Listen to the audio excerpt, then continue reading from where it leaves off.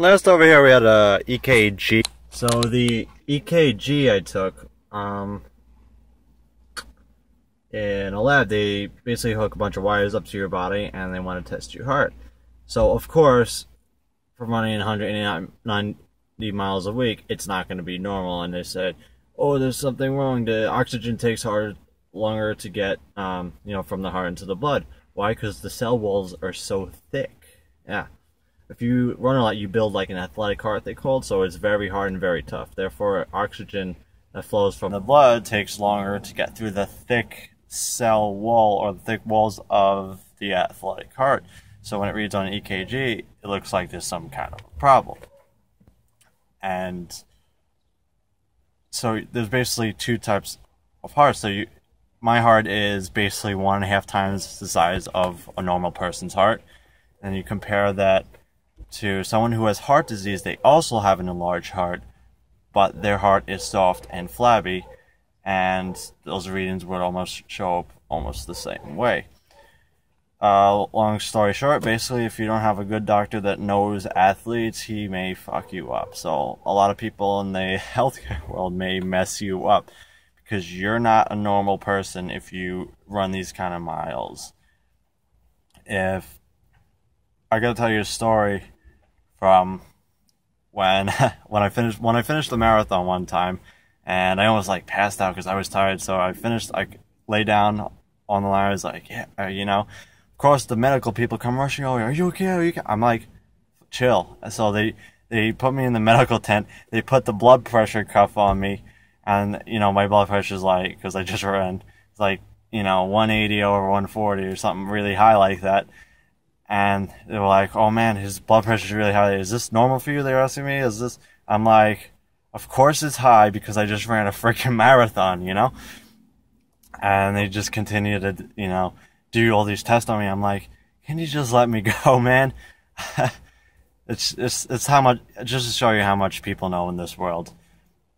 So you will have a very big athletic heart if you run a lot. It's very thick. It's very strong, very muscular, but it's enlarged, but it's not enlarged and flabby like a diseased heart, but it's a strong heart.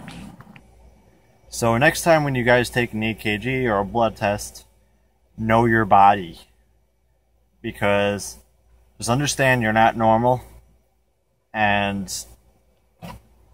it's an easy way for doctors basically to prescribe you some bullcrap drug, which will mess you up a bit more. My heart rate is also under under 40 beats per minute, which is called bradycardia, and therefore somehow I need a pacemaker because my heart is too slow. Right? No, it's slow because it's very strong. When your heart gets trained, the left ventricle gets bigger, of course, in a large heart, but it's so strong, each forceful beat pumps a lot more blood really quickly. So therefore it has to make less beats. It doesn't have to beat 60 seconds per minute. It could be 30. I think I woke up one day, it was 35, and I was like, yeah, that's how you know you're in shape.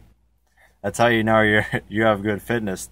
That's how you're gonna run under an hour 5 for a half marathon, or sub 30 or sub 29 10K. It's that. So if you're looking for a doctor, know your doctor.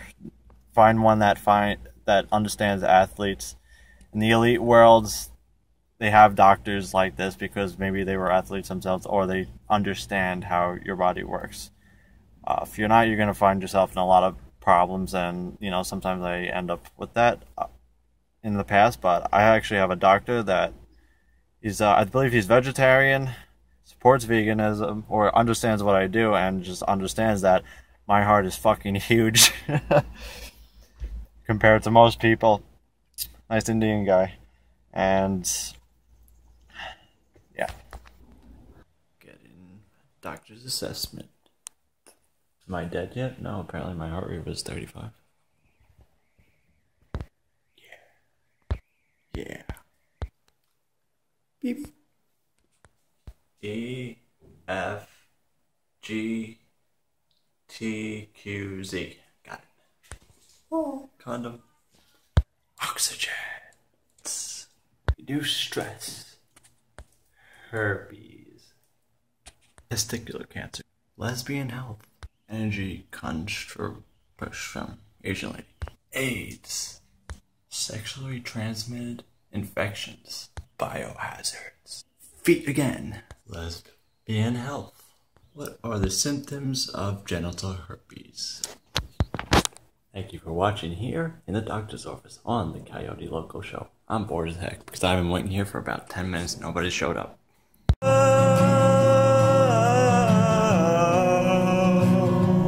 And you know what's also fun about going to the doctors when you're older? You get these free little rubber toys. You just kind of do this. They're kind of gooey and gross, but... And I just... blow them up, little balloons they give you. They're a lot of fun. I don't know why they're so gooey inside. But... always trip to the doctor could always be a fun adventure. So know your doctor, know what you're doing. Know that you're not normal if you're an athlete. And I think you'll be fine in life, so... I'm doing fine in my life.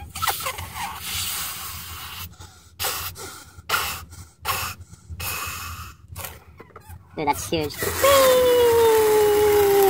Tune in on the Coyote Loco Show.